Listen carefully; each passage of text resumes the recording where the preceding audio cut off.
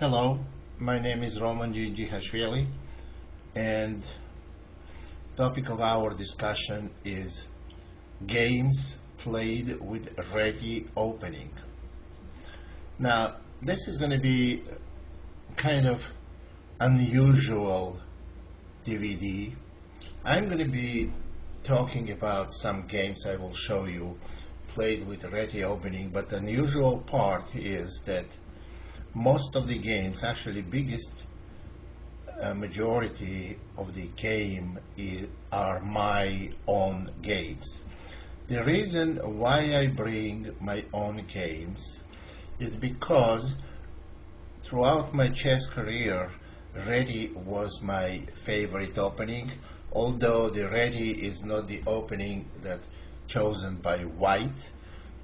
It has to be fully cooperated with black too.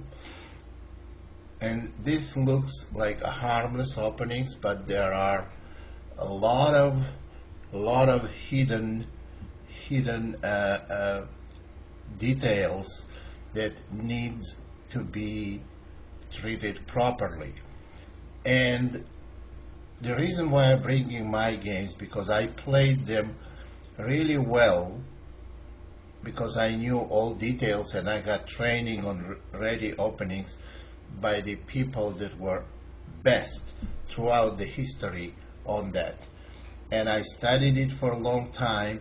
And one more reason why I chose most of my games, because I know them deeper, and I hope it's not going to be taken differently by the viewers. So I want to show you some of my games that are very, in my opinion, are typical games of the Reti opening. First, I want to show you the game that played by me many years ago in 1973 in USSR Championship, the first League of Championship. The tournament that I won, and game against Vitaly Seshkovsky, the Grandmaster. And this game was one of the most tactical and best played tactically games of my career. And it happened to be in a Reti opening, G3, D5. I have showed this game on a tactical part, on a tactical DVDs, one of my DVDs. But now we're going to look at this opening from opening standpoint.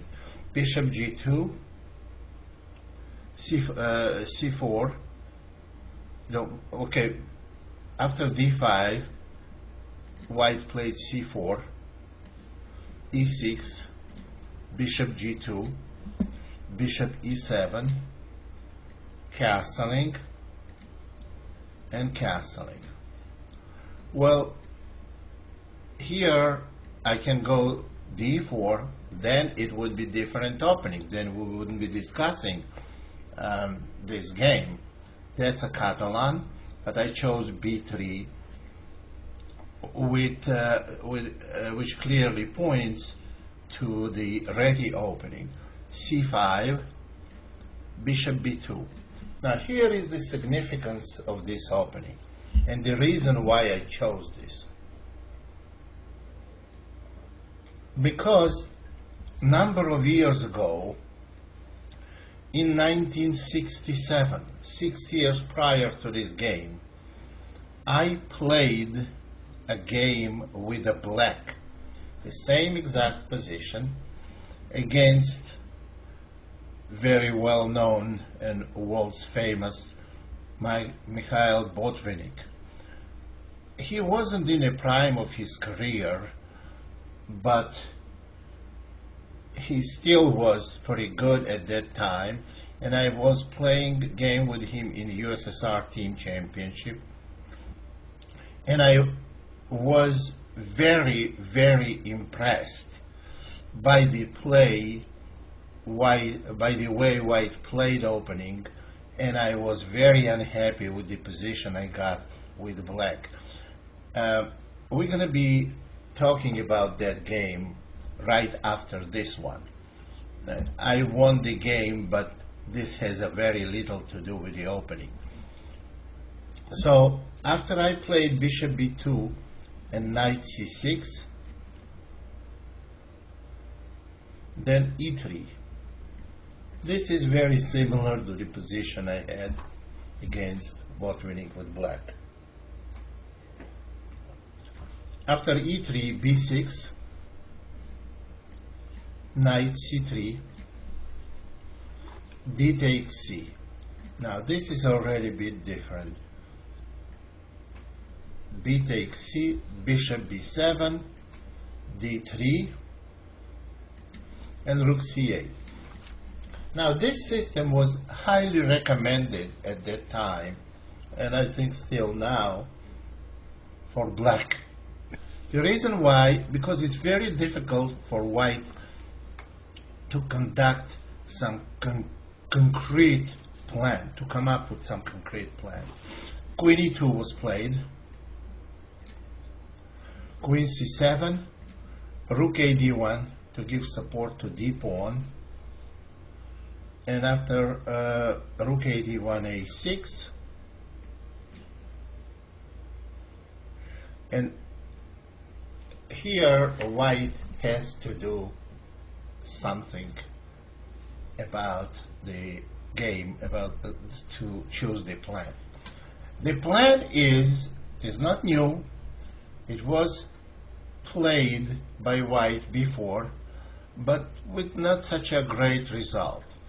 I got a lot better position than in the previous games played with it. Knight h4 was played, knight d2 was played. In my opinion, best move is knight e1. That's the move I played, and the plan is to go f4, g4, and increase activity of the bishop on b2, and slowly organizing king side attack. After knight e1, knight a7, f4, and here comes the black's counterplay, b5, g4, rook b8, g5, knight e8, and here, to keep low profile on a queen side and avoiding any confrontation of queens on a queen side, such as, for example, opening the b file for black, I played c takes b, a takes b, and knight e4. Okay, now it's clear that white's dark square bishop is practically uncontested. Playing on a king side, it's a very strong attacking piece. And black has to do something real quick about white's attack. Rook d8, knight f3, bishop d5. I think it's a wrong plan. Black is attacking a2 pawn, which has no significance at this stage. Something like bishop takes a2 here can be faced with knight g4 with some terrible threats such as knight f6 check or knight h6 check. For instance, here we can play queen f2 and queen g3 also, but knight h6 possible threats to queen g4 with a checkmate and so on will be very significant. What happened is after knight e5, black played f6. This is prophylactic move to get some black pieces involved in the defense on the king side. So that makes bishop d5 look very bad. Well, why you go bishop d5 if you have no intention of taking on a2? It's a right decision not to take on a2, but then why to play bishop d5? And after f6, I think it's a little too late now because white's pieces gonna significantly infiltrate black's king side. Knight takes f6, knight g5. And after queen b6, king h1. Rook is coming to g-file, and white's pressure against black's king increases by the move. Here, white's position is very, very easily winning. Nevertheless, game became very interesting due to white's terrible blunder a couple of moves later. But position was so strong that is still white had very powerful attack. Knight d5, rook f3, protecting the e3 pawn and intending to bring both rooks on g-file, rook g3 and rook g1. So after rook f3, bishop takes g5, queen takes g5, and queen b7. Position is very, very easily winning for white, and it's kind of straightforward attack without any excitement if I played e4. After e4, knight has to retreat, and there is a simple rule of chess. When you have 5 pieces attacking the king and 1 or 2 defending, there was never before that defending side can be successful in the case of half decent play for white. Now, rook g3 is going to come, and black is completely lost. And seeing this, it was some kind of temporary blindness. I played rook g1, which allowed black playing knight takes e3. Now this is a terrible mistake, and now game is not that clear. The position is not that clear. The reason why, not because white just lost a pawn. No, this pawn, by taking this pawn on e3, black brings the knight to f5. It's another piece in defending king's position. Black totally disables rook on f3 from further attacking and pins it to the king. And now position is not that clear. That's what made game so interesting. Queen h6, knight f5, it's forced. Queen takes e6 check, and king h8. Here I played at that time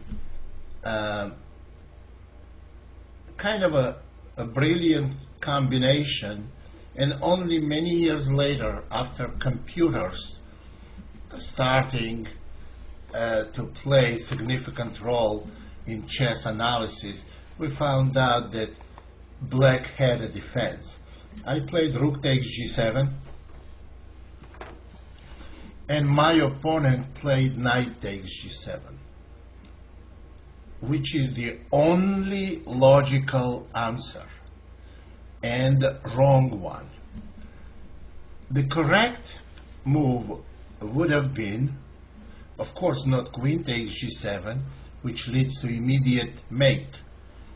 H takes g, rook h3, and next move, white takes black's knight on h4 or on h6 with a checkmate. with a powerful position, bishop on b2. Of course, queen takes g7 is not good, but highly counterintuitive and scary move, king takes g7, would have been okay for black. But I have to point that there was already significant time pressure, and in the time pressure, making move like king to g7, well, it's not even talking about time pressure. Several years after that, still nobody could come up with king takes g7, allowing multiple discovered checks, including knight c6 check, which frees white's rook, is very scary. Nevertheless, that was the best move. However, black played knight takes g7, attacking queen, blocking diagonal. That's the only logical response. And here, my opponent didn't see the key of this combination. Very powerful king g1 move. Now, this is very, very deadly move, and it's very difficult for black to respond. Now, you see, idea of king g1 to free your rook on f3. Now, if black plays some random move, there is an instant checkmate. That's the threat. Queen is 100% immune because knight takes e6 will also result to the checkmate, because double check and checkmate on h6. So that was not acceptable for black, and now black is in dire straits. So they make the only logical move in this position, which is rook to d4. After rook to d4, I had like 2 or 3 minutes left on my clock. I quickly calculate variation that is straightforward. It's a long variation, but it's straightforward and no sub-variations there. Well, I could have quickly won 2 pawns from this position, and I would have gotten to endgame rook ending, which I correctly assessed as a draw.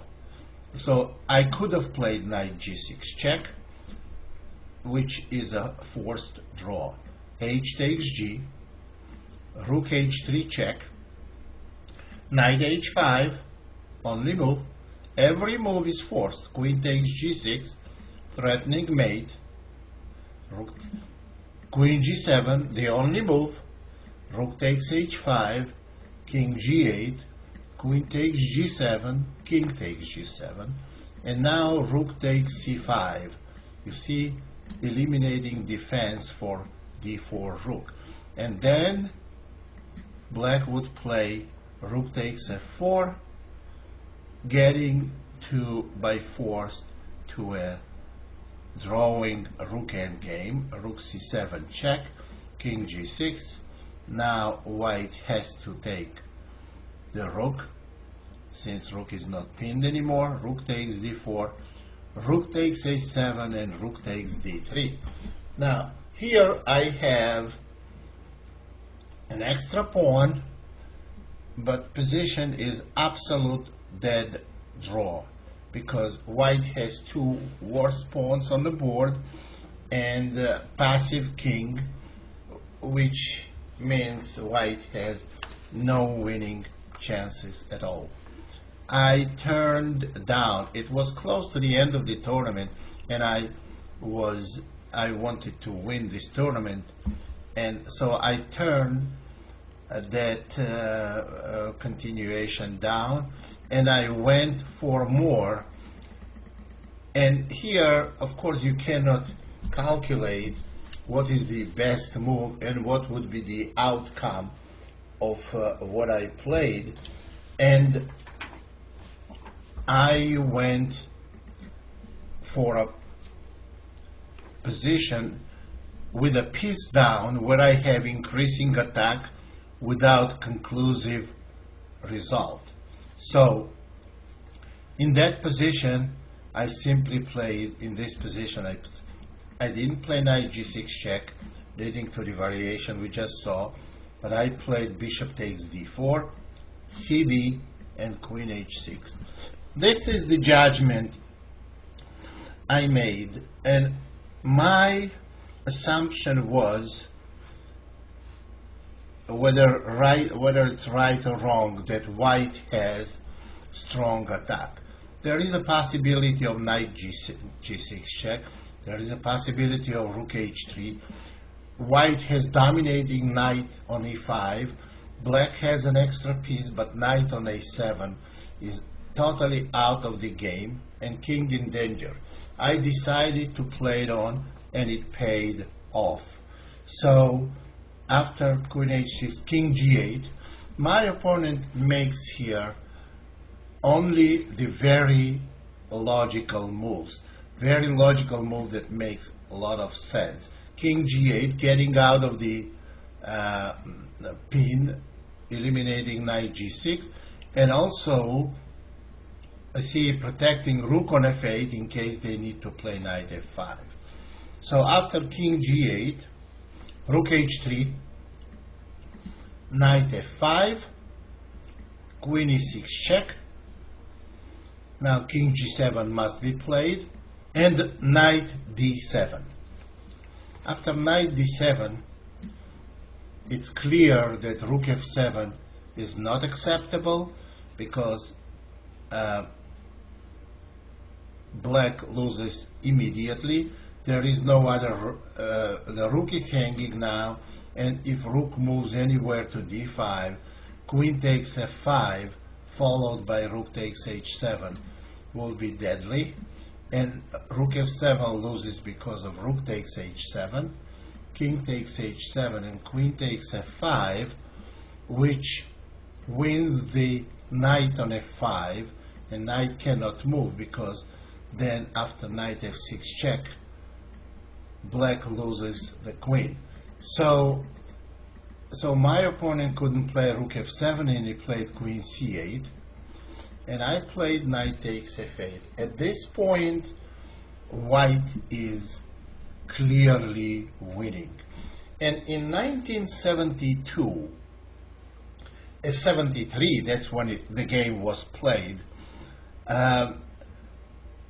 Well, in serious tournaments like this, in important tournaments, after you can adjourn game, and some of you may remember this rule does not exist anymore.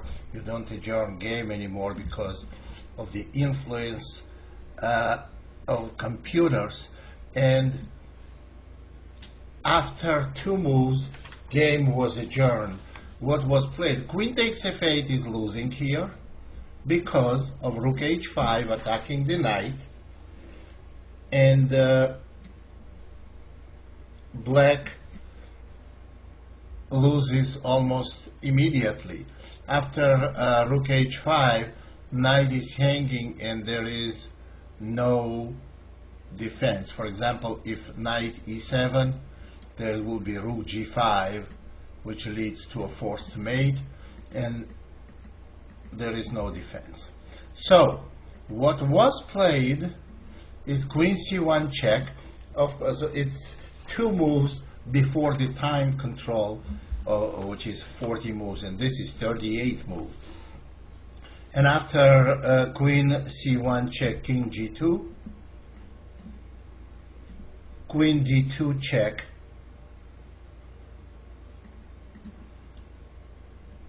king f3, queen takes d3 check, king g4. The game was adjourned and my opponent simply resigned.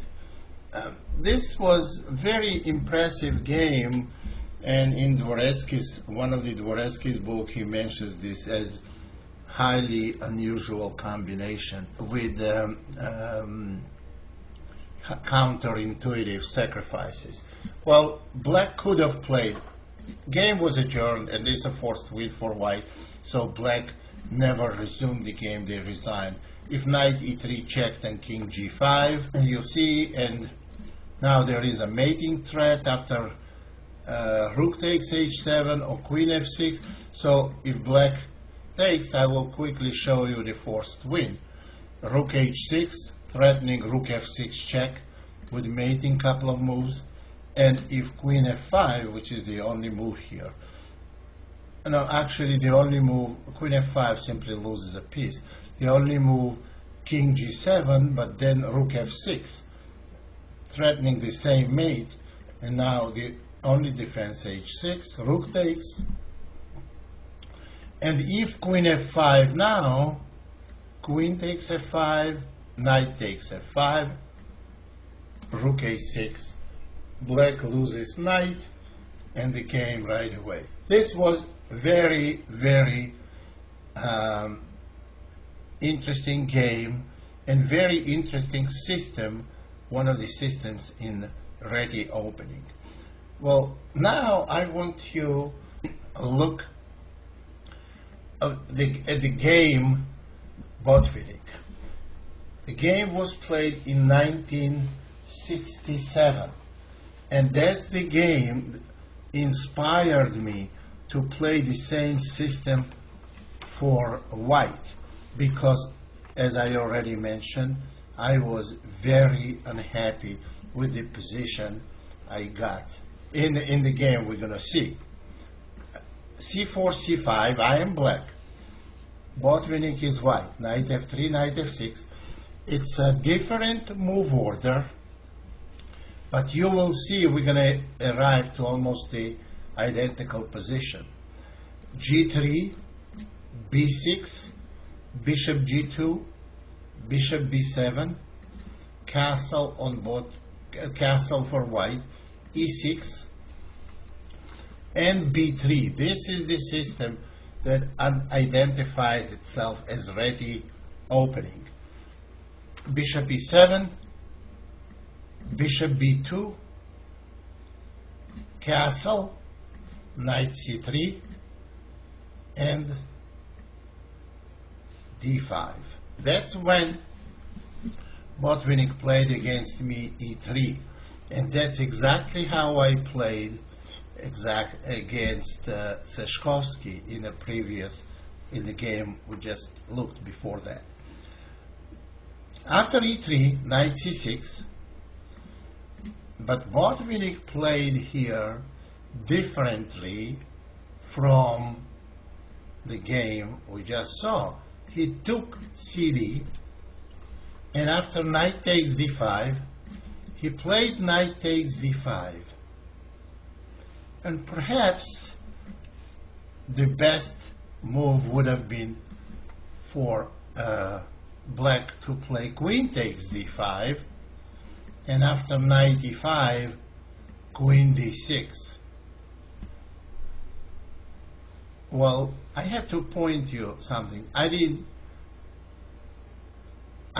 like this position because of d4, and I didn't like the idea of being pinned, but this was maybe the better continuations. Also, black has an option of sacrificing queen for two minor pieces only, but after knight d3, the powerful, very powerful position on knight on d3 gives black very close to sufficient compensation. Anyway, the logical move here is ed, and that's what I played. So after taking ed, white played d4. And here I spend a lot of time deciding what should I do and what is my plan. And I already disliked my position very much.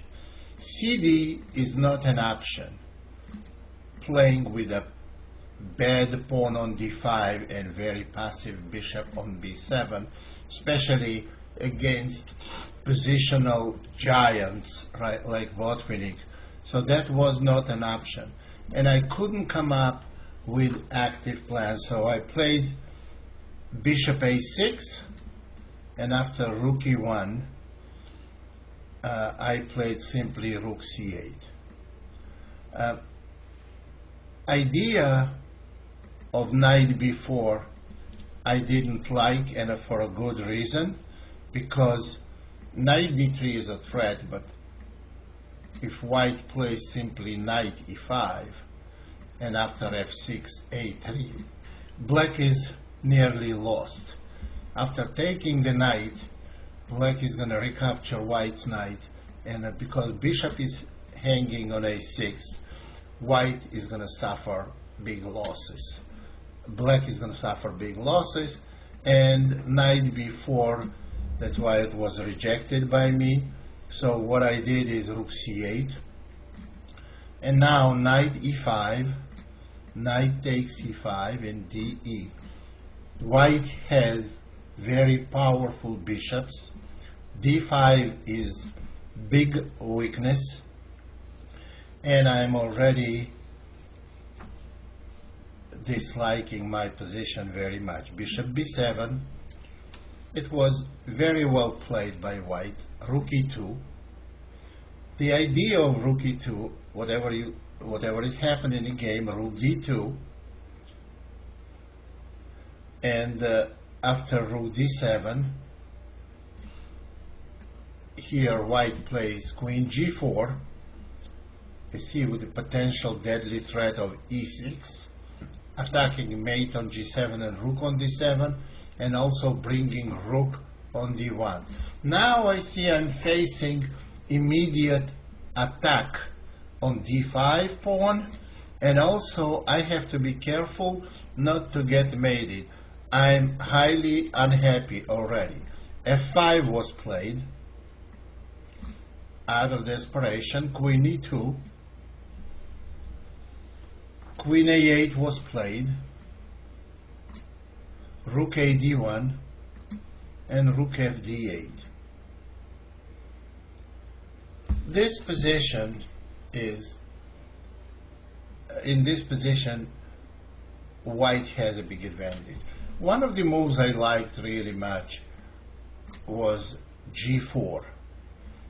Try to open black's king position. I did not like my position after that. I probably would have had to play f4, which is also not very good option, because after ef and d4, white is going to have this pawn chain moving, either f5, maybe e6 first, or maybe simply f3, planning on queen e4. It's too many pawns on a king's side, and it's very bad position.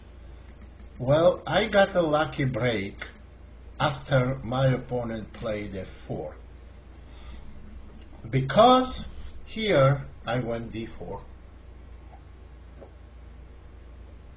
and all of a sudden I discovered, well, my opponent saw here that if ed cd first, and after bishop d4, rook d4, rook d4, bishop c5, and I saw queen c4 check, after which any move with the king will lose immediately after queen takes c5 check, but queen d5 move will win for black, and now black is winning. And the interesting part that black is winning because white king does not have a good square to move. For example, if king was on f2, then white could have played king e1, and then white is winning. But the problem that if white moves the king now, black will play queen takes c4 with the check, so white is not going to have in between rook takes rook. So, and after this, they simply lose a piece in the game. So, that, based on that, Botvinnik did not take on d4. But again, with the help of computer programs, many years later, game was played in 67. That was okay continuation for white, because on rook takes d4, and bishop c5, white could have played simply queen e3, maintaining an advantage. But it's kind of scary to play a move like this in a live game. Putting so many pieces on the diagonal of black bishop. That was correct. So Botvinnik did not play bishop takes d4. He went b4 move. Now he's reinstated threat of taking on d4. Bishop takes b4, loses to queen c4 check.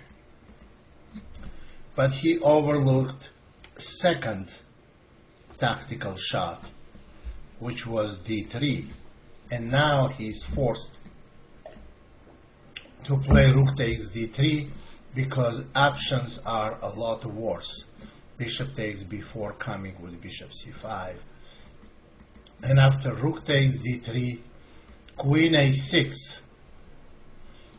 And a rook is pinned. White must play rook takes d7, queen takes e2, rook takes, bishop takes, and rook takes, king f7. Queen is very powerful piece.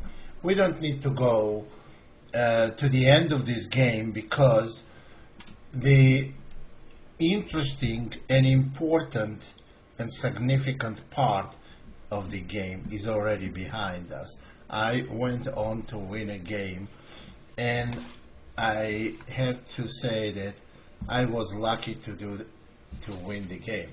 Game was played in 67 in Russian, well, actually USSR Chess Olympiad, and Botvinnik still was very, very much in shape.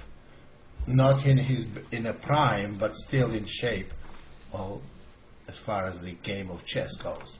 So this game was interesting, and that's what inspired me to play this system against Seshkovsky in a game 1.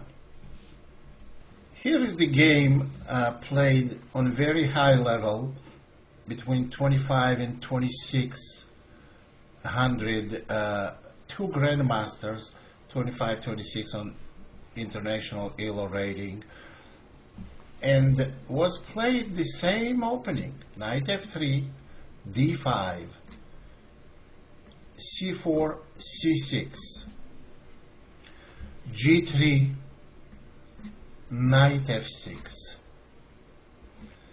bishop g2, bishop f5. Now this is one of the key positions in the Reti opening, and the best move here, well, actually most popular move here for white is cd, and after cd, queen to b3. I have played this move several times, and actually we're going to look at one of the games I played with it. So this was played between two grandmasters. Again, I'm reminding you, on significantly high level. After queen b3, queen c8 was played. Why queen c8 and not queen c7? Because in the future black tries to avoid bishop f4 with the tempo. So queen c8 is theoretical move, and after queen c8, knight c3, e6, castle, knight c6, d3, and bishop d6 was played. I don't like bishop d6 move. Maybe bishop e7 was better, but this position is still better for white. Bishop d6 was played, and this bishop kind of may be vulnerable on d6 square. After bishop d6, bishop g5. Bishop d6 was designed to stop bishop f4. So black didn't like white going bishop f4. So, but bishop d6, bishop g5, black simply castled, rook ac1, bishop g6, and rook fd1. White has very clear intentions here, and intentions are very, very typical for this type of position of the opening.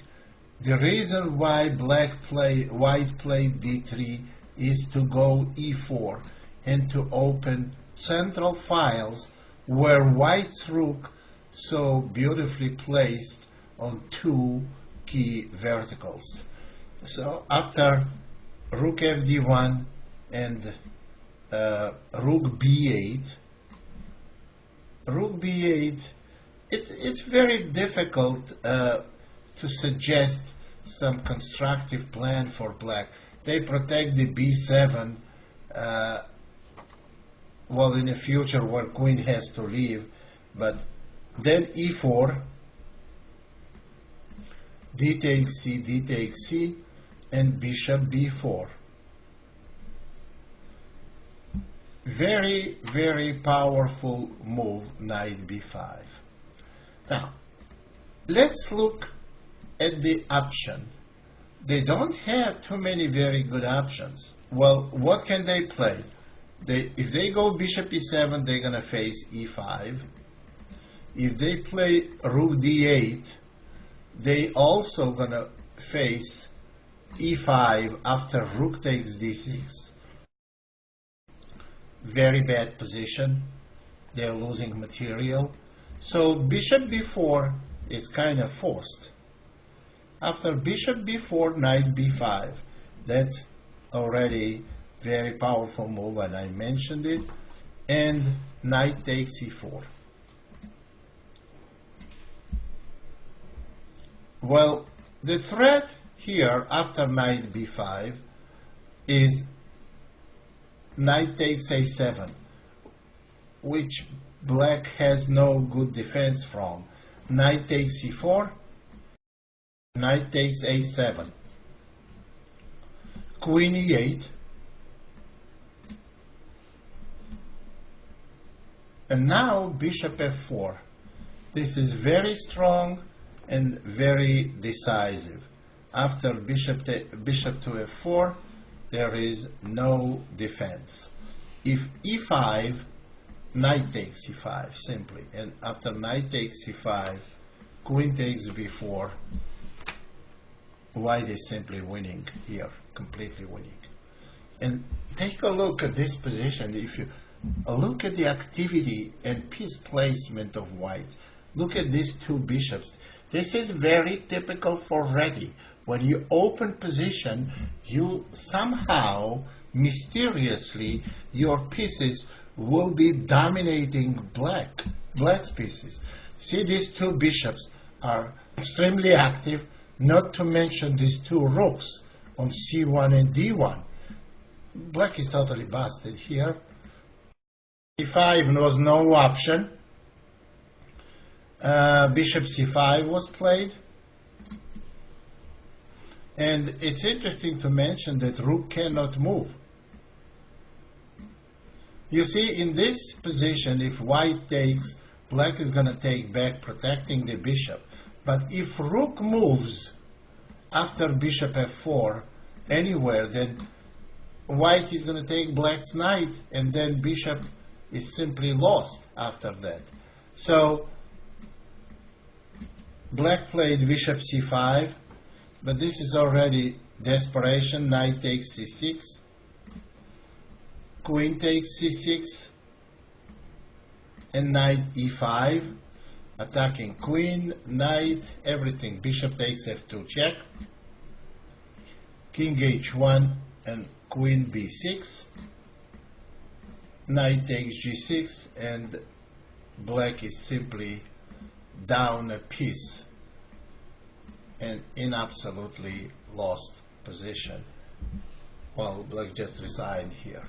When a piece down without queens on the board, it's absolutely resignable. Very instructive game and very typical in these pawn formations. When white goes e4, black is gonna have significant problems, and that's exactly what happened in this game. In my opinion, it's very instructive and very well played game.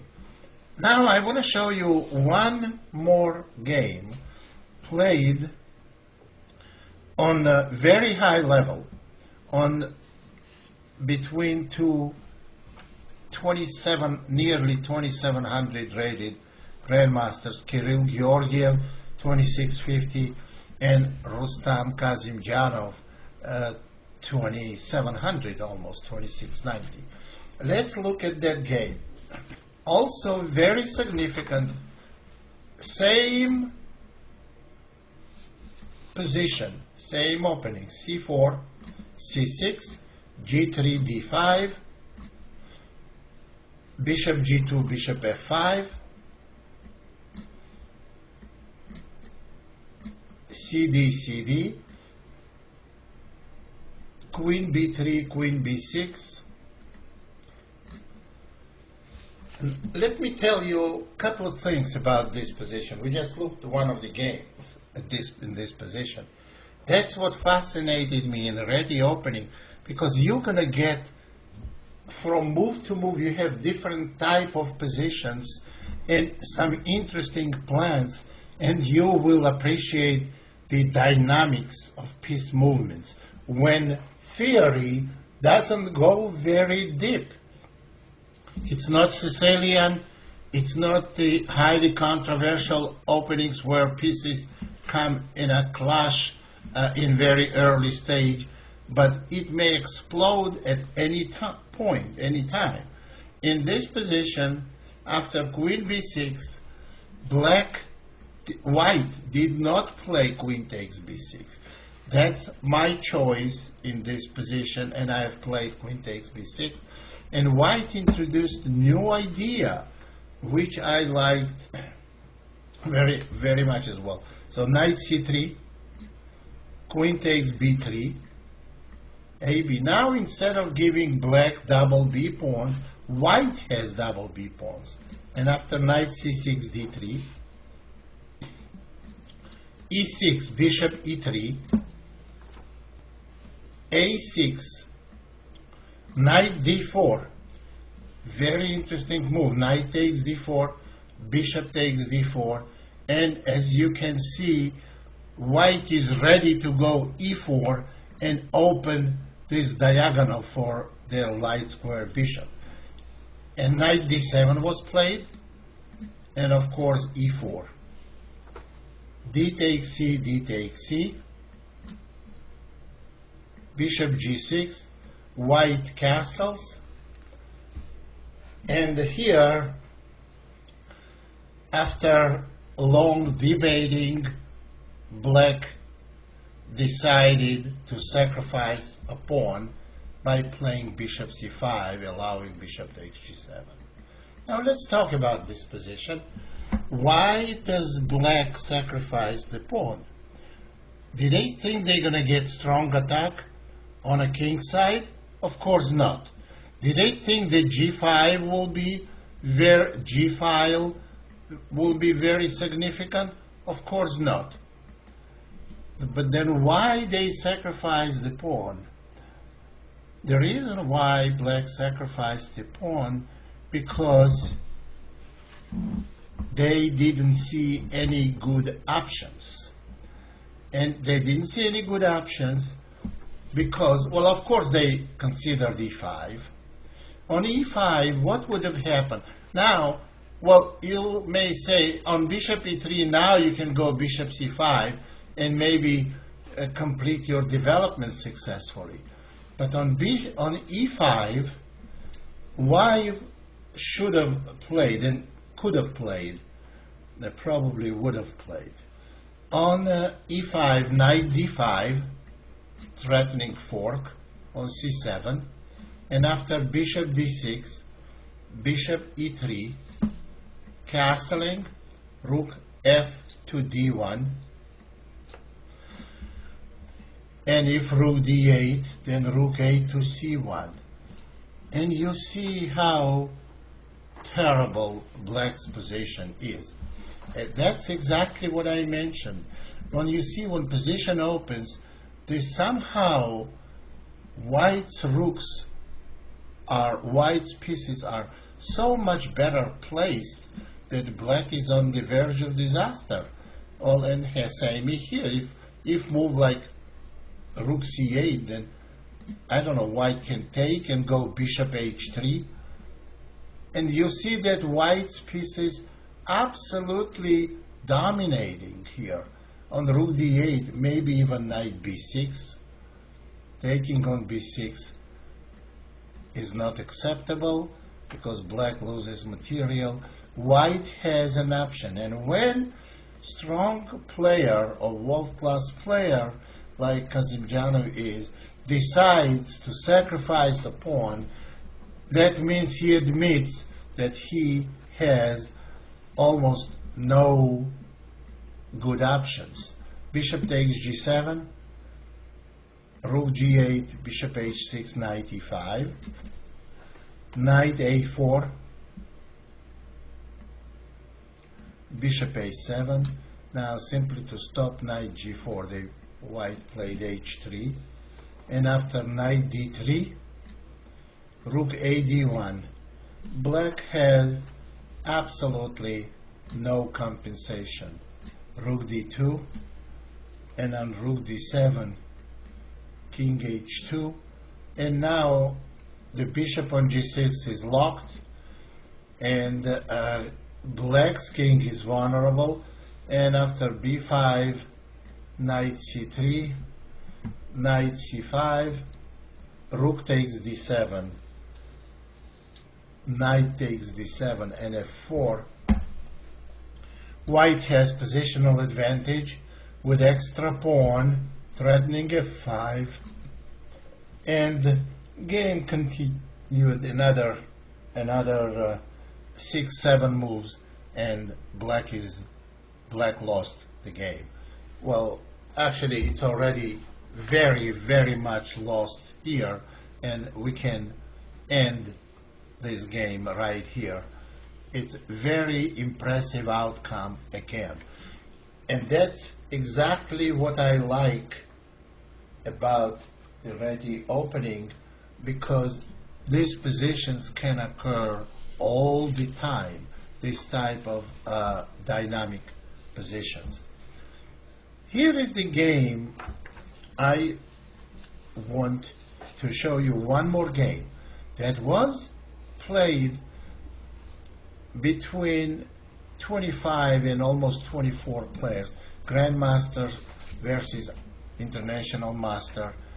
Names are not as significant unless we see a world-class player, but this is very, very interesting game again, and you will see the same type of position. Knight f3, knight f6, g3, d5. Bishop g2, bishop f5, c4, c6,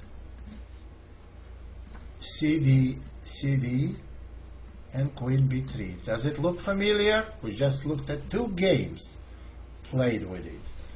And again, queen c8, and now we're going to see knight c3, e6, castle, knight c6, d3, very similar to what we saw before, bishop e7. In a game previously we saw in this position black played bishop d6 allowing bishop g5. Bishop e7, bishop f4, castle. Now we can see what would have happened if white played bishop e7.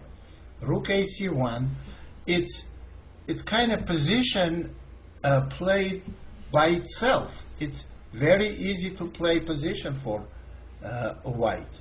Queen d7, and now e4. After e4, bishop g6 was played. Now e4 is a pawn sacrifice, and maybe it was better for black to accept this pawn sacrifice. Maybe. Well, it's not much of a sacrifice because white gets back its pawn real quick. D-E, knight takes e4, knight takes e4, bishop takes e4, rook d1. And now on some move like bishop d5, there will be knight e5 with very, very strong position for white. d5 hangs, rook c7 is threatening, bishop takes b3 will lead to complete disaster, and black has a bad position here. And if queen to c8, then white has very pleasant option. It's very difficult to untie their position. Look at development. Look at white's pieces placement versus black. But this perhaps could have been a better option for black than what happened after e4, bishop g6, and this is very typical for Reti. You see position open, and now all we have to do is compare our pieces. d5 is terrible weakness, b7 also. Bishop on g2 will be tormenting this black's diagonal, and it's quite bad position for black. Black played bishop takes d3, realizing that, and going to, after bishop takes f6, bishop takes f6, rook fd1, and black is totally helpless here. On bishop g6 there will be knight d5, and I can't imagine any worse position than this for black. And black played bishop takes c3 first, rook takes c3, bishop a6, rook takes d5, queen e7, rook e3, queen c7, and queen c3. Well, you'll see that exchange of queens will be terrible for white, and that's exactly what happened. Rook a to c8. Now h4, bishop to c4, rook g5, f6, rook g4. That's not necessarily the best play by white, but that's good enough to get winning position really quick. Rook a4, bishop f7, rook takes a7, terrible weakness on b7, that pawn in couple of moves, and they lost the game. Very bad end game, a very instructive game as well. When white goes d3 and e4, queen's position on d7 becomes very vulnerable. Rook comes to d1, and all white's pieces are ready to act very swiftly and dominate the position. So this is another instructive, uh, very instructive game to see how to play certain ready positions. And I would recommend you take another serious look at it. To fully realize potentials of ready opening, um, I can show you a few positions that start the same way, and you see how differently they can be developed. And it's not kind of opening where white just plays on its half of the board, just maneuvering for first 20, 30 moves.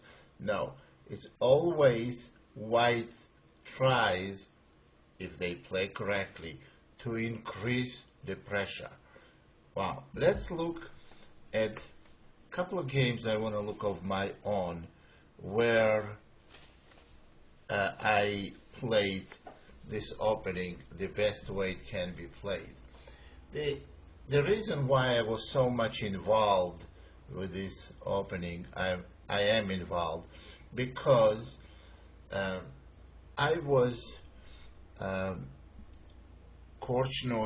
Victor Korchnoy's second in a match, World Championship match against Anatoly Karpov.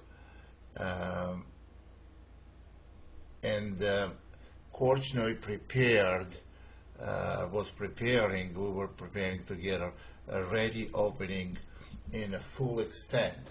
And later, after the match, Korchnoy stopped playing ready, but I kept developing it further and further. And I think I developed it very well. And let's see a couple of games. This game was played against international master in New York. Knight f3, d5, g3, knight f6, bishop g2, c6, c4, bishop f5. This is the common way to play for black. They want to go e6 and quickly develop pieces comfortable way. But here, cd must be played, and white must start putting pressure right away. C takes d was played, and black plays c takes b, and now queen b3, attacking b7 pawn, and black is immediately experiencing some problems. After queen b3, this is very well known theoretical position. Queen b6 was played, trying to exchange the queen. I have to tell you, queen d7 is not much better because of possible knight e5 move, and this double attack on a knight and a bishop is not going to do much because white simply plays knight c3, putting more pressure on black, and queen takes e5 loses to queen takes b7. And there is another possible move, queen c8, but we already looked a game on that where white got significant advantage by playing knight c3, then they play d3 followed by e4.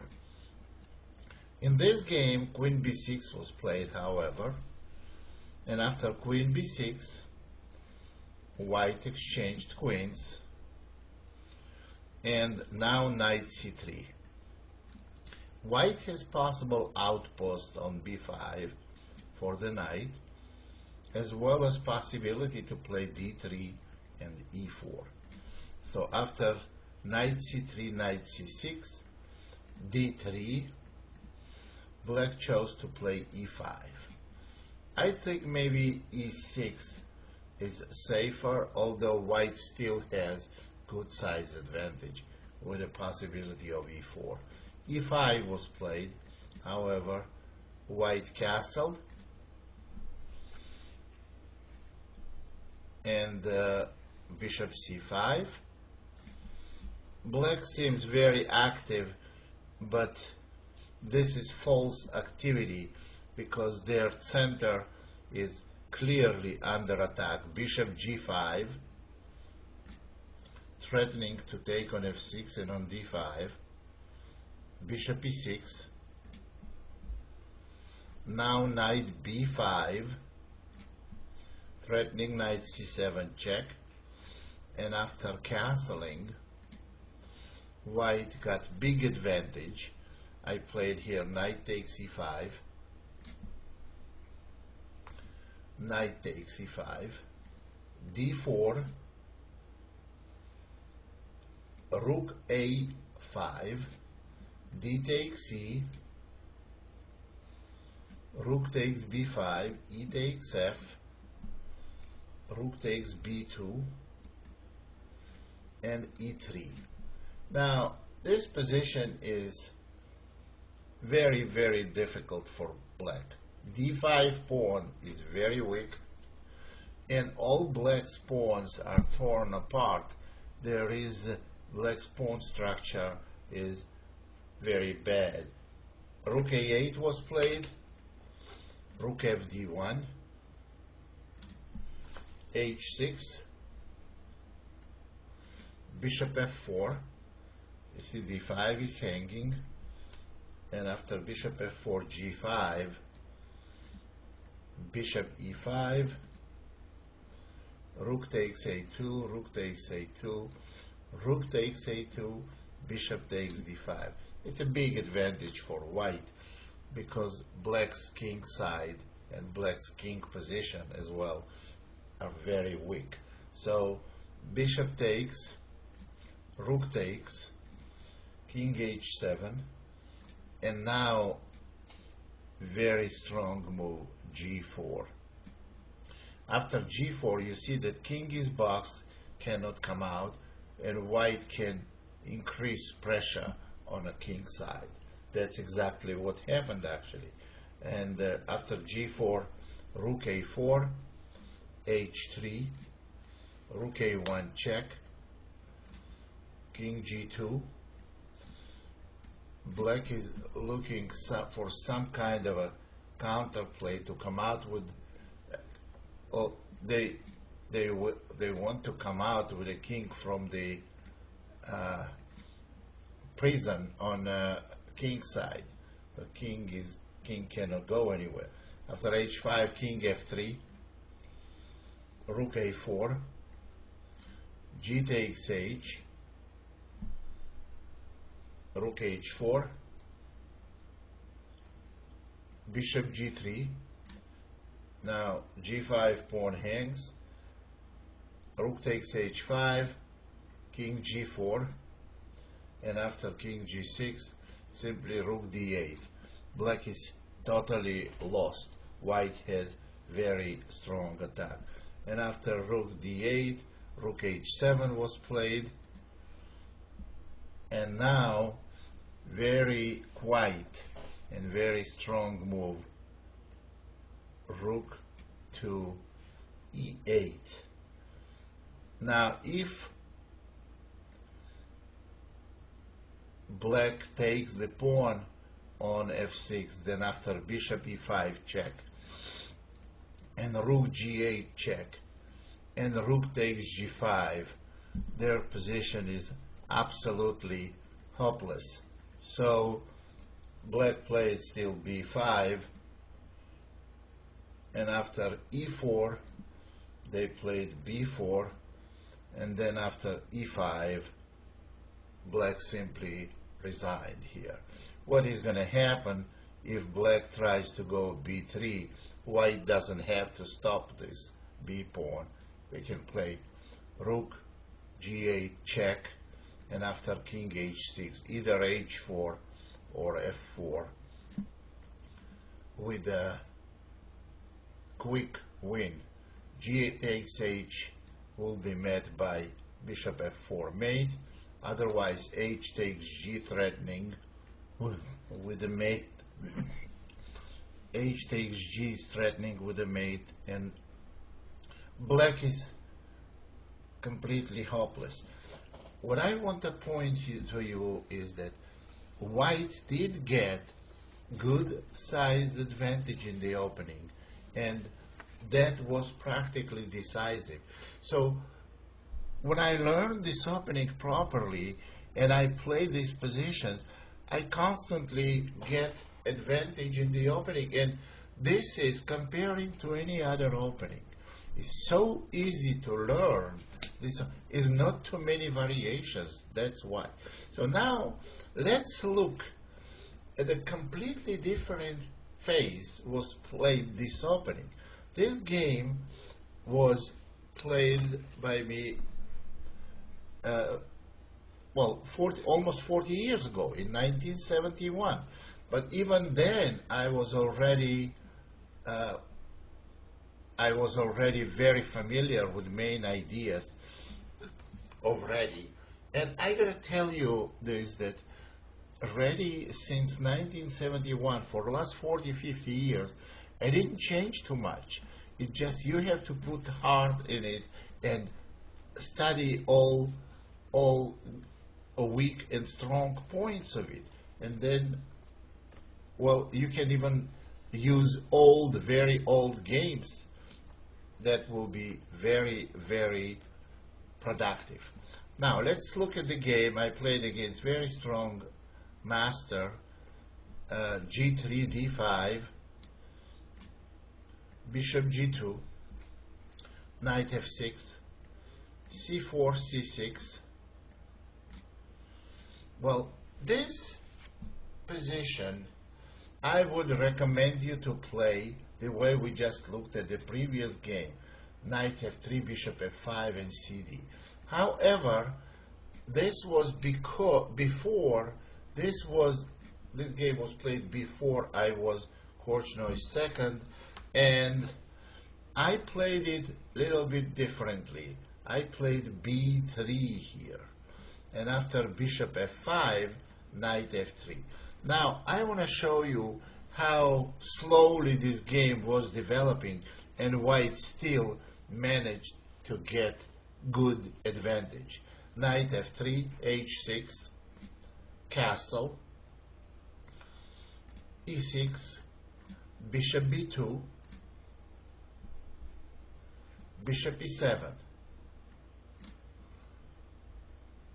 And here, white could have gone d4, but then the bishop is good on f5. He has open diagonal. But in a Reti, most of the time you play d3, and that's exactly what I played. Castling, knight bd2, and after knight bd2, knight bd7, queen c2, a5, a3, bishop h7, rook f1 to e1, preparing to play e4. Rook f1 to e1, queen b6, bishop d4, and black played c5. But that's exactly what white wanted. Now bishop b2, and after playing e4. For example, why did white play bishop d4? Let me explain it to you. It's a good positional move. The reason why, if we go e4, black is going to take, and they're going to have an outpost for knight on c5. Very well placed knight with increasing pressure on e4. So after bishop d4, when black plays c5, and after bishop b2, if they make some random move and e4, now after taking, this position is unpleasant for black. This knight has no good place to go. Knight cannot go to c5 anymore, and white is doing very well. But of course, after bishop b2, black had intentions to play d4, and that's what they did. And now e3 right away, and black cannot play e5, cannot support the pawn on d4, because after e takes d, cannot be taken with e pawn, and same thing will happen if c pawn takes. Then simply bishop takes d4, wins a pawn because of the bishop on e7. Because of that, black must take on e3, fe, queen d6, but now we don't go for d4. Well, not right away, even queen c3 on d4, because that will open the black's light square bishop. Very powerful positional move is e4. It looks like we have backwards pawn and it cannot be right, but it completely smothers all black's pieces. Now black played e5, but now white's knight quickly from d2 quickly heading to d5.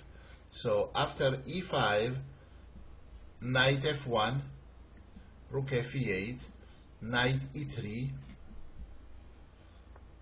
rook a d8, rook a d1. It may not have been a necessary move. Bishop f8, knight d5, knight takes d5, e takes d. This is absolute positional disaster for black. White has protected pass pawn, and black has a queen on d6 as a blocking piece.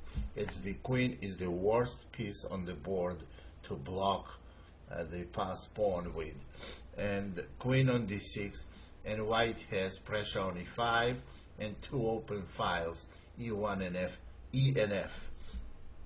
So white has big advantage. Queen c7, rook e2, bishop d6, rook e1, rook e7, bishop h3, getting control on this diagonal, f5, trying to shut the bishop, but then g4, rook f8. Playing g6 is very dangerous because white is going to have the g file, and white's attack after knight h4 will be overwhelming. So rook f8 was played, and after rook f8, pawn takes, bishop takes, rook takes, and rook f2. Rook f7, rook f1. Now, if white exchanges all rooks and puts the knight on e4, black's position will be absolutely hopeless. And knight f6 was played, knight h4, rook f4, knight g6, and if black takes here on f2, we have strategically hopeless position for black, so they chose to sacrifice exchange to get some life. After knight g4, knight takes f4, ef, but now rook e1, we have e6 square, and bishop on b2, very active. Well, soon after that, black lost. Well, possibility here was knight g4 move, but then still we play knight takes f4, ef, and the rook e1. And even this position is absolutely hopeless. This pass pawn on f4 is meaningless because white is absolutely dominating in all dimensions, on vertical, on diagonal, and black's king is in trouble. Well, the game, I won game in next 15-20 moves. We don't have to see all of it. But this is, you see, a different way to play for white. I do not recommend to play this way because this is very old way to play. But I want to show you how flexible this opening is and how you can get different types of advantages. And always, white is very, very active. They put a lot of pressure on black.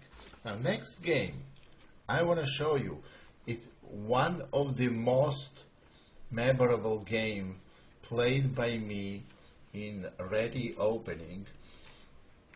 I played this game in 1984 in chess Olympiad in World Team Championship in Greece. I was the board one for US team, and I played very talented and very promising grandmaster from Philippines, Eugene Torre, who was on the peak of his career then.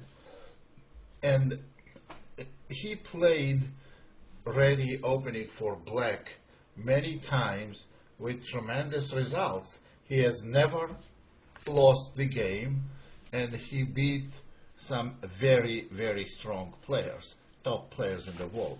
So this game against him is very memorable for me because I didn't win the game, I drew the game. I was absolutely winning and do some absolutely crazy mistakes. He managed somehow to draw. But I want to show you why this game is so significant and why White's play was so powerful right in the opening. So after knight f3, d5, g3, knight f6, bishop g2, c6, c4.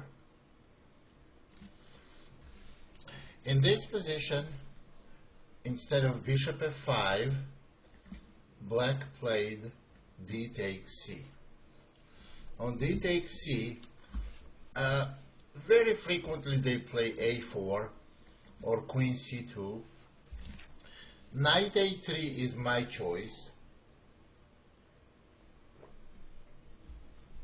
and it has some variations around it. Torre chose bishop e6 move. That's the move he played several times, and he won, I think, every game played with it. Now, white has to get this pawn back. The other option was b5, and now white can play d3. That's the best move, in my opinion. On cd, knight to e5. Now,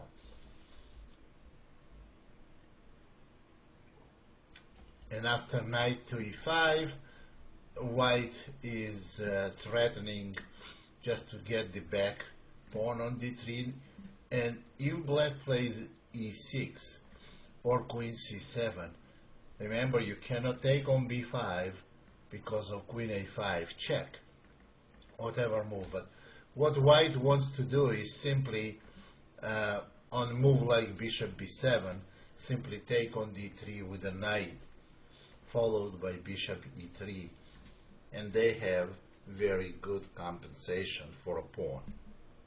So b5 is known move and is considered as not a good move.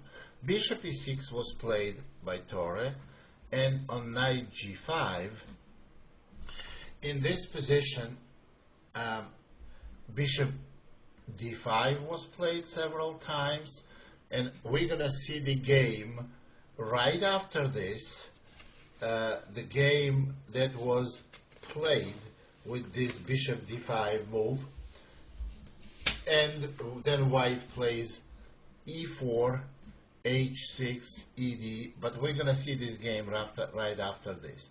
Bishop f5 is also non-continuation, but bishop g4 was novelty that was played by Eugene Torre a couple of times, and he did very well. And what happened here after bishop g4, knight takes c4, and this is exactly what was played, knight d7 to stop knight e5 move, and after queen b3, if queen b3, well, it's all was black is planning on playing knight c5, and his opponent in one game played queen b3, and after knight c5 went queen c2, and black is doing simply okay here. But what happened in my game, this was mostly home preparation. I had second thoughts about credibility of this variation for black. After queen b3, and as you know now, knight d6 check is a threat with a followed by queen takes f7 checkmate. So knight c5 was played, and this is highly unusual play.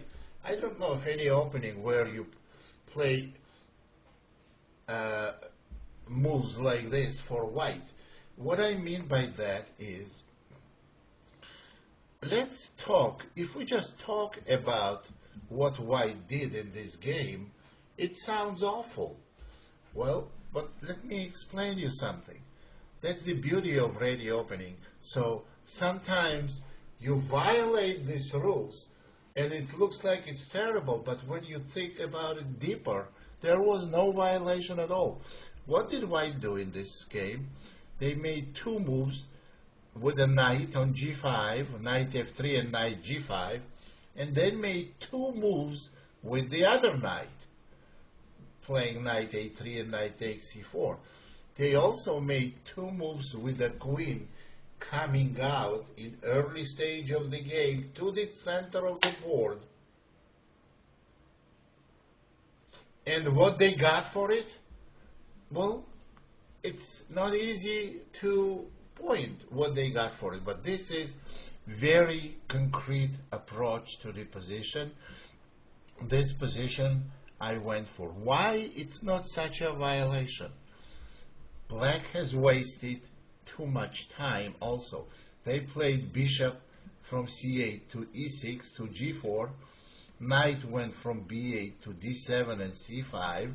So white practically did not lose any tempos. And right now, knight on c5 is hanging, and white is preparing for knight e5. After queen e3, e6 must be played, knight has to be protected, and now knight takes f7. This is whole key of this variation. Now, there's no knight e5, of course, because bishop simply will go to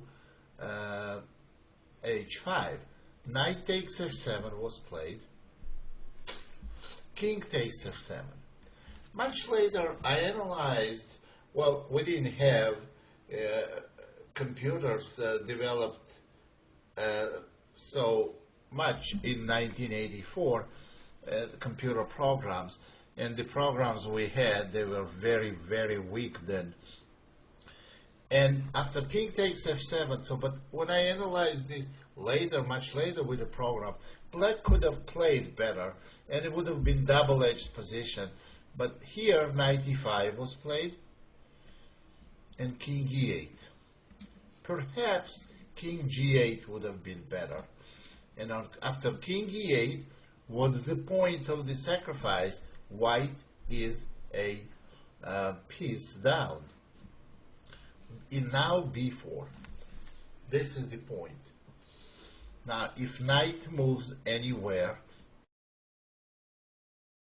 knight takes bishop, knight takes knight, and queen takes pawn, check, winning the knight on g4 and having winning advantage.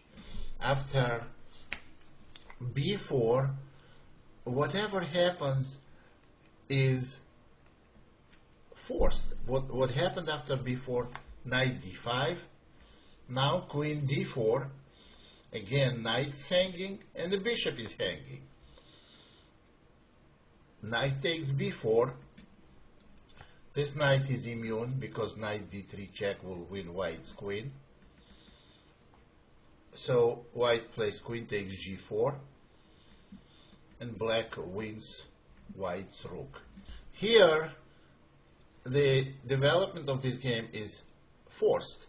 Every move was forced from now on. And I have to tell you, although it was played very well by me, it was my home preparation mostly. Not much of it I developed on the board. Queen h5 check, and now g6 must be played. King e7, black gets mated right away by knight c4. g6 was played, knight takes g6, knight must be taken because this cover check will be deadly. Queen takes h8, now white is a piece down, but they trapped the knight on a1, and this is the key position. This was all analysis, and after queen takes h8 and queen a5, queen takes a1, queen a4 check, king e1. In this position, black is a pawn down in a bad position. Black is absolutely busted. Knight b3 was played, queen b1, and knight d4. And this is actually very intense position. This is lost position for black. But the funny part of it, that when I played this game, and when some of the grandmasters, some of the strong players, they looked at the position, they couldn't understand why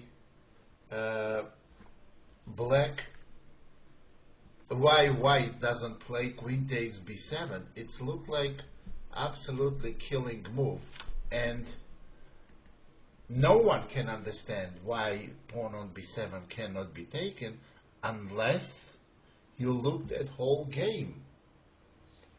So this position is not ordinary position.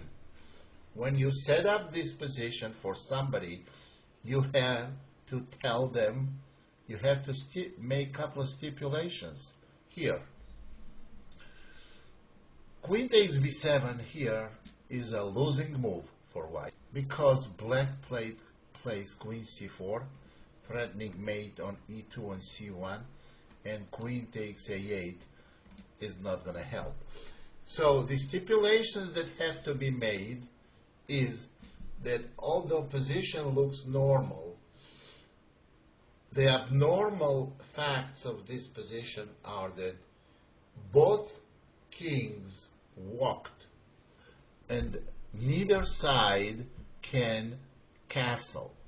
So you may say of queen takes b7, queen c4, white can castle, but white cannot castle because king has already moved, and therefore white has no defense. On the other hand, after knight d4, bishop e4 was played, and here is why black doesn't castle. For the same reason, black's king walked as well. It's highly unusual, and in a way, it's even funny. After bishop e4, queen c4 was played, bishop d3, queen c5, bishop takes g6, king d8, bishop b2, and here I have two extra pawns, an absolutely winning position, and it was maybe too winning to take it seriously. I didn't take it seriously, and because of some crazy circumstances, I drew this game. But white is absolutely winning, as you can easily tell, and whole variation stood up. So then white practically won the game in the opening. Very sharp variation, and in a way it's kind of forced. So beginning of this position, that shows you, this looks like maybe like Sicilian Najdorf position, where everything is so sharp and every move is decisive, and how you can get from quiet position like this, knight c4, knight d7, queen b3, such a flashing tactics that develop practically from nowhere. But there was no even sparkle. And here after knight c5, most of it is forced. And that's how we got to that position that gives white decisive advantage. And after knight d5, queen d5, well, you have to notice here that after queen h5 check, g6, knight takes, pawn takes, and queen h8, knight on a1 is trapped. This was a very good game. I wish I won this game just to get complete satisfaction from the novelty, from all the sharp variations, but due to some crazy circumstances and a very careless play in the late stage of the game, late stage of the position, game was drawn.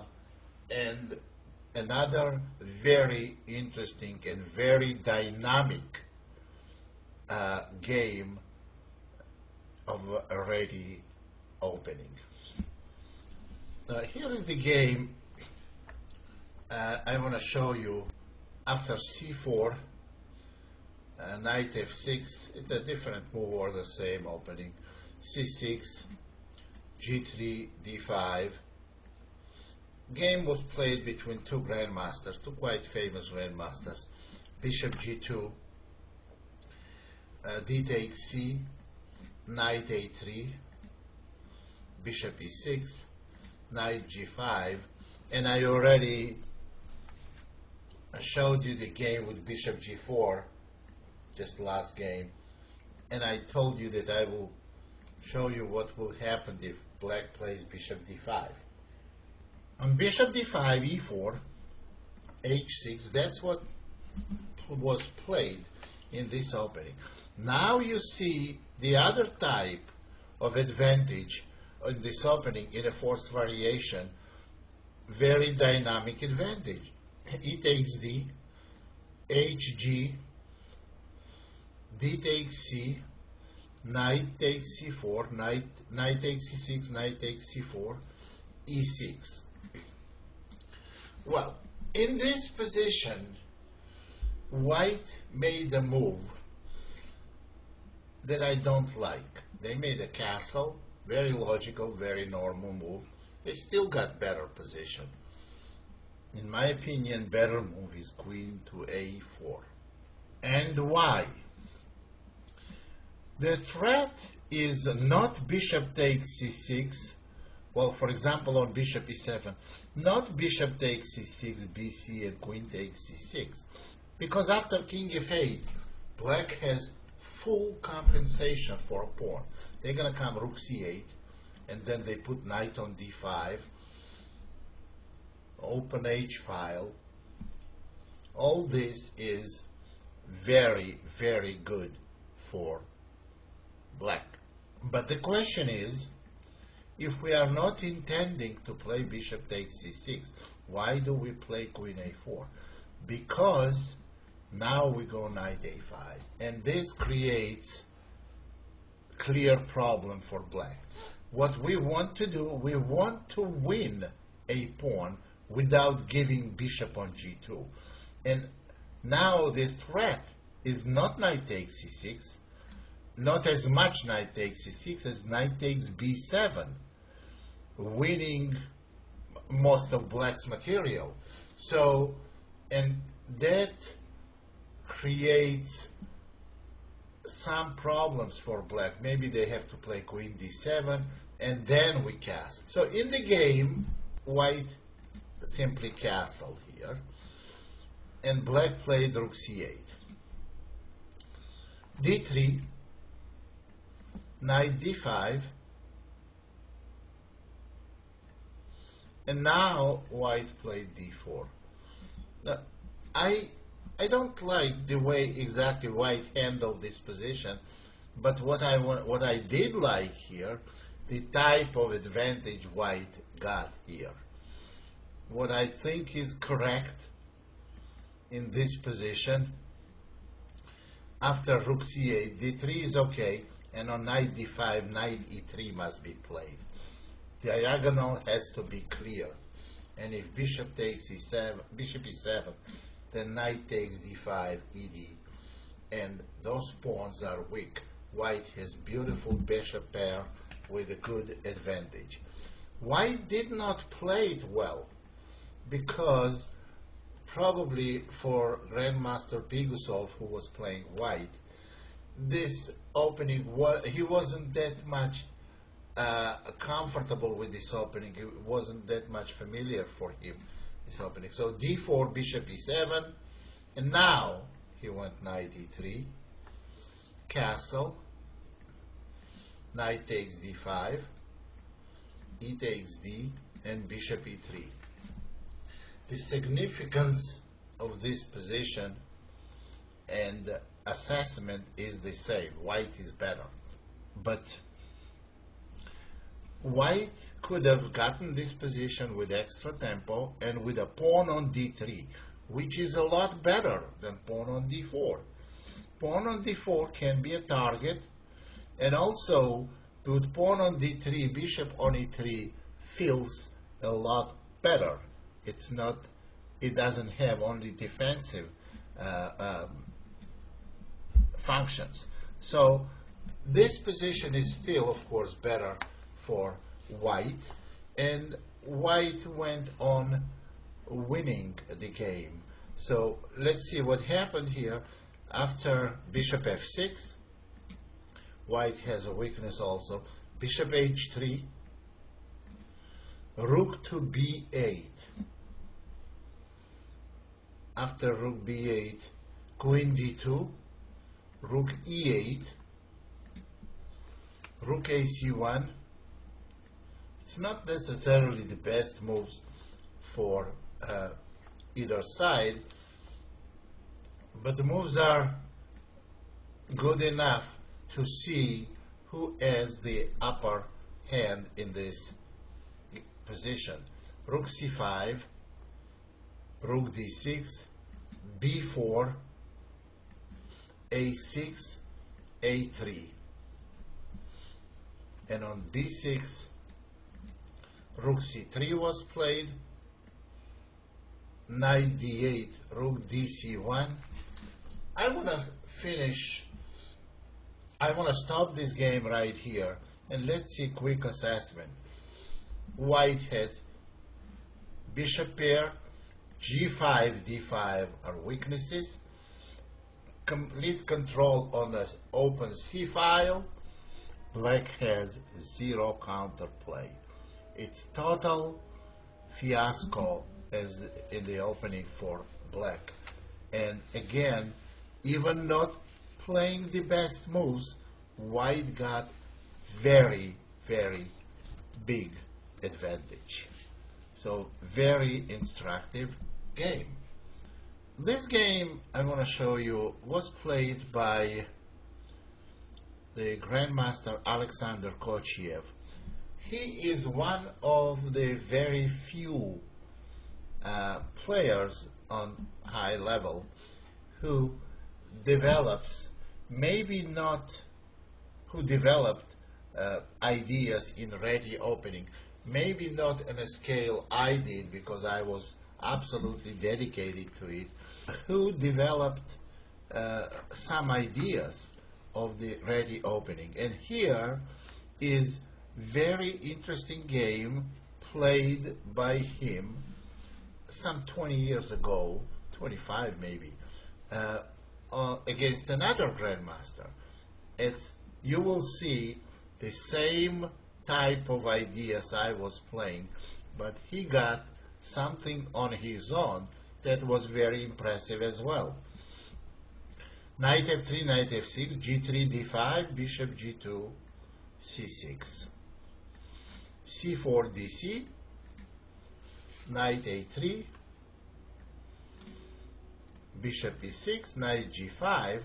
We already looked at bishop g4 in my game. We just looked last game of bishop d5.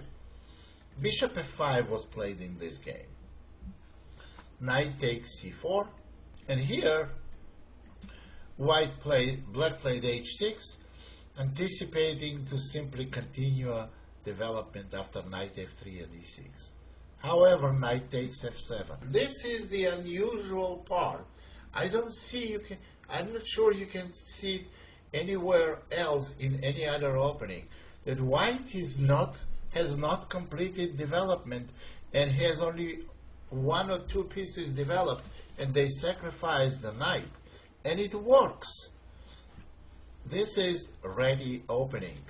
King takes f7, queen b3. It's threatening all kinds of checks, discovered checks. So king e8, queen takes b7. White has only 2 pawns right now for a piece. Knight bd7, queen takes c6. Now make it 3 pawns. Queen takes c6, rook c8, queen a4. And also black can never castle again. Queen c6, d3, and after e5, castle, and on bishop c5, simply bishop d2. Now let's assess this position. Black can never castle. White has beautifully placed pieces. Rook is coming to c1, and e5 pawn is weak. And they already have 3 pawns. White is much better here. So what happened after bishop d2, king f7, b4, it's a good move, bishop e7, bishop e3, improving position of its pieces, knight b6, bishop takes b6, and going now for the pawn number 4, e5 and b6 hanging. Queen b5, bishop d6, rook a c1, queen b8, knight takes b6, king g6, a4. Now white is simply winning. a4, rook c7, knight c4, rook a7. Well, if queen takes b5 and ab, it's very difficult to stop the b pawn. It's very powerful. White is absolutely busted here. And after rook a7, simply queen takes b8, bishop takes b8, a5, 2 connected pass pawns plus 2 more pawns on the other side, and up bishop e6, knight b6, and bishop d6. Well, here I don't think we have to go through whole game. There is rook c6, there is rook b1. White has 4 pawns for a piece, and totally winning position. So the conclusion is this. I think this is one of the most dynamic openings, especially from the series of closed openings. Started with knight f3. Normally when you start with knight f3 or c4, you expect to get slow developing positions. And here it is the case, but slow developing position, which may seem slow developing in an early stage, can all of a sudden, with one little sparkle, turn into most complicated tactical battles you can see in any opening. That's why Reti is such a lively opening, and I'm so much fond of it, and that's why for so many years I was absolutely dedicated to developing this opening. So I hope you learned a lot, and I strongly recommend you to have it as a part, to have Reti opening as a part of your opening repertoire. So there are sample games. You can find a lot more games in databases playing by it, and this may be very good weapon in your opening repertoire. Thank you very much, and I hope you enjoyed it.